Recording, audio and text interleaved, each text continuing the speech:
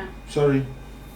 That's why I wanted to ask you to do something, because I don't dare to leave you alone with the technology. You're not very technically skilled, Mr. Williams. Says the hamster. Would you mind fixing it, please? Hello! Ruan is concentrating. Hey, you guys, sorry. You had your concentration face on there. I was just trying to get my audio to work. How you guys doing? Good, and you, man. Thank you so much for making the time. No, it's a pleasure. It's great to see you guys. Huh? Really good to be here. I actually want to ask you a question. Oh, really? Me? Where's Ruan from?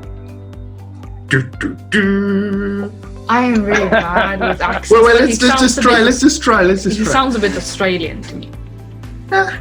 Okay, Close it's in the enough. southern hemisphere, so you warm, but it's closer to southern hemisphere. Yes, so it's one of the southern hemisphere countries. Think about the man you're sitting next to. Where's he from? Yeah, I was thinking when he was saying that and it was not Australia, I was thinking, fuck, it must be. Yeah. I'll cut that one out. No, for sure. So the first South African on Kaffeeklatsch, man.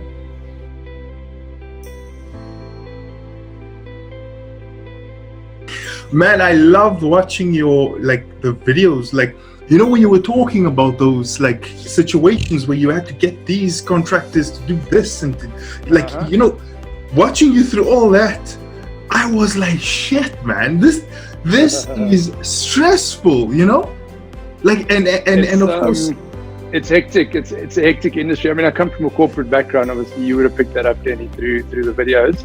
And I'm an architect, so that's what I do currently. I work in the construction industry, and that's what Danny, I think, is referring to. Is that what you're referring to, Danny? Yeah.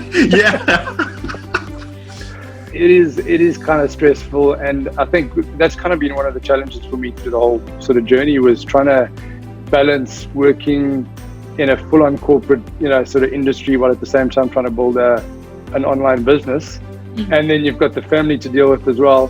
So I literally had an hour a day to work on the business, and then it's a choice of, am I going to do the video today, or am I going to work on the SFM today?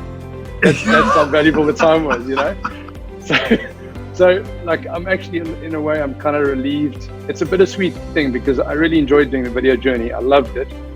Yeah. But at the same time, I'm kind of relieved because it's giving me a little bit more time now to focus on the business. What I'm sort of trying to teach my kids as well is that whatever they want to do in life, they can do. There's no sort of limitation to having to do. When I grew up, it was a couple of choices. You become a doctor, you become an architect, you become a lawyer. That's what it was like back then. And it's different now. The world's completely opened up. There's so many different opportunities. There's jobs being created that weren't around when I was studying. You don't have to go to university anymore. With the digital lifestyle, there's just so many incredible opportunities. And I see with our kids, man, they are so tech savvy. I'm sure yours are as well. Yeah. The stuff they can do, on their iPads and on their phone, it's just amazing. And setting up little Zoom meetings for them is no issue. They send links to one another. My daughter Alexa is 9, the other one is 6 years old, and they're sending Zoom links to one another, chatting to one another. It's amazing. It's amazing to see that. And it's really cool. I'm the sort of person, when I commit to doing something, I want to do kind of go all in. And I'm a little bit of a perfectionist, which is a bit of a problem, to be honest, in many ways. Yeah, that's what I was trying to say in a nice way. Yeah. So, and it can be a good thing, but it can also be obstructive and difficult, And my daughters kind of always remind me just to relax a little bit more and take it a little bit less seriously. But I am that sort of person, when I go for something I really want to do, kind of give it my best. And so, for me, I'm in a situation now where I'm still working full time. I don't want to be seen to kind of letting my guard go, or not giving it my all with work and stuff like that. I've got a commitment there, and I've got people that are depending on me and stuff, projects.